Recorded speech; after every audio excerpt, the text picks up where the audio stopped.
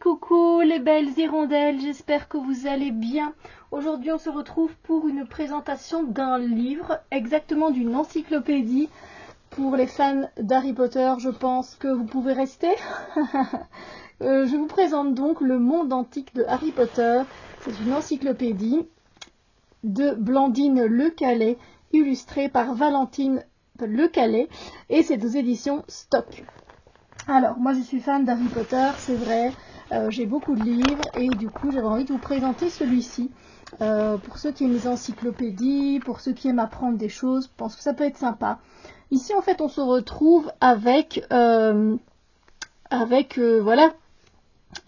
monde, on est dans le monde de Harry, et donc on le sait que les sorciers utilisent une langue qui ressemble beaucoup au latin pour leur mot de passe, leur formule magique. Mais il y a aussi des emprunts de J.K. Rowling à l'Antiquité qui vont bien au-delà de ça. Donc de l'atrium du ministère de la magie au sombre bureau du professeur Rogue, des transes de Sibylle Trelawney aux foudres de Dumbledore, des centaures de la forêt interdites aux sphinx du labyrinthe. Le monde des sorciers est profondément inspiré par la culture gréco-romaine, et du coup c'est ce qu'on voit dans cette encyclopédie illustrée, à la fois érudite et ludique. Nous avons donc Blandine qui vient nous révéler l'extraordinaire travail de référence à l'Antiquité auquel s'est livré J.K. Rowling. Voilà. Donc voilà, c'est super sympa. Évidemment, moi j'ai déjà mis, comme vous pouvez le voir, du fluo dedans parce que je viens, voilà, de temps en temps, hop, je vais regarder, je vais apprendre quelque chose. Donc c'est un beau papier, c'est un chouette papier, c'est un chouette cadeau à faire aussi. C'est vrai que c'est un chouette cadeau à faire aussi. Ici on a un petit mot sur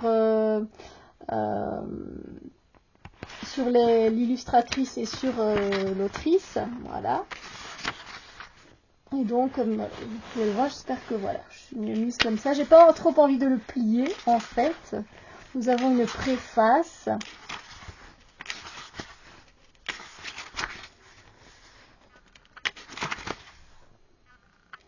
Et voilà.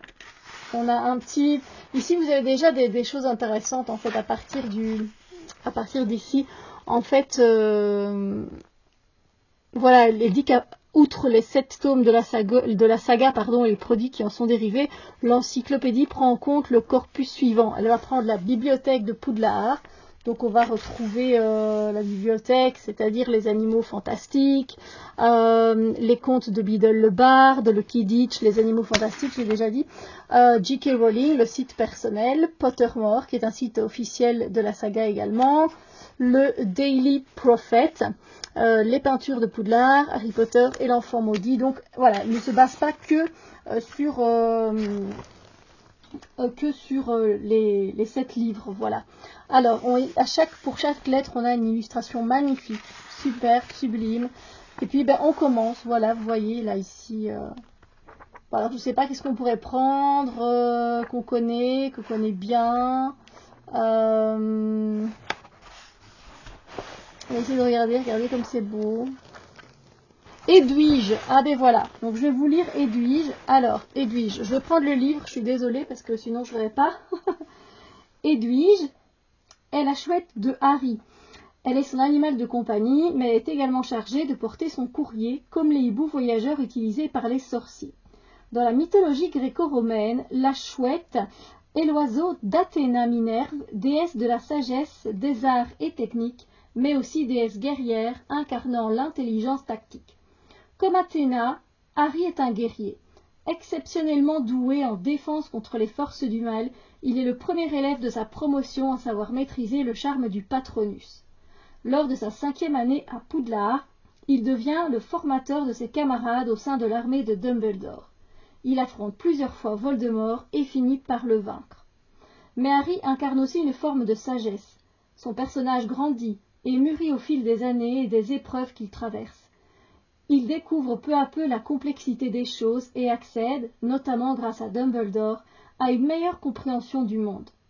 À la fin du tome 7, après avoir conversé avec Dumbledore dans un décor évoquant la gare de King's Cross, Harry se rend compte que cette conversation s'est en fait déroulée dans sa tête. Son personnage semble donc avoir intégré celui de Dumbledore avec qui il se trouve capable de poursuivre le dialogue au-delà de la mort du vieux sorcier. Cette scène illustre l'accession du héros à une forme de sagesse. Unissant la figure du guerrier et celle du sage, le personnage de Harry peut donc être considéré comme un avatar masculin d'Athéna Minerve. Le fait que son oiseau favori soit une chouette conforte ce rapprochement. Donc voilà, ici je viens juste, vous voyez, de lire ici ce petit bout-là, Edwige, et ceci. Et j'ai trouvé ça très intéressant. Donc voilà, on va faire plusieurs liens comme ça par rapport à l'Antiquité, à la mythologie gréco-romaine, et c'est vrai qu'elle s'en est beaucoup inspirée.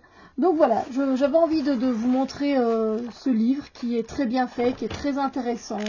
Voilà, il y a des choses dont moi je me souviens pas particulièrement. C'est vrai que là par exemple, Montmorency-Laverne, enfin Laverne pardon de Montmorency, c'est pour vous dire, c'est une sorcière célèbre pour avoir inventé de nombreux filtres d'amour, mais je m'en souvenais plus. Bon voilà, il y a des choses qui ne me viennent pas tout de suite en tête évidemment. Faudrait peut-être que, enfin j'avais lu le 1 et le 1 et le 2, j'avais relu. Il faudrait que je m'y remette, voilà, pour les relire, parce que du coup ça me mettrait dans l'ambiance. Mais vous voyez que c'est très intéressant, c'est bien illustré, c'est super chouette. Ici voilà, on a la salamandre, voilà, qu'on retrouve. Nous avons Serdaigle et Léna, hein, voilà. On a des formules magiques, Serpentard Salazar, évidemment, voilà. Donc je trouve ça super sympa, c'est très intéressant. On apprend des choses et en même temps c'est de façon ludique. Et puis ça reste sur le monde de Harry, donc évidemment si vous êtes fan, je pense que ça peut être génial. Sur ce, moi je vous souhaite une belle journée. Si ça vous a plu, n'hésitez pas à mettre un pouce en l'air, bien évidemment, et à venir me mettre un petit commentaire. J'aime toujours y répondre avec grand plaisir. Je vous souhaite une très belle journée lumineuse et je vous fais de gros bisous. Prenez bien soin de vous. À bientôt.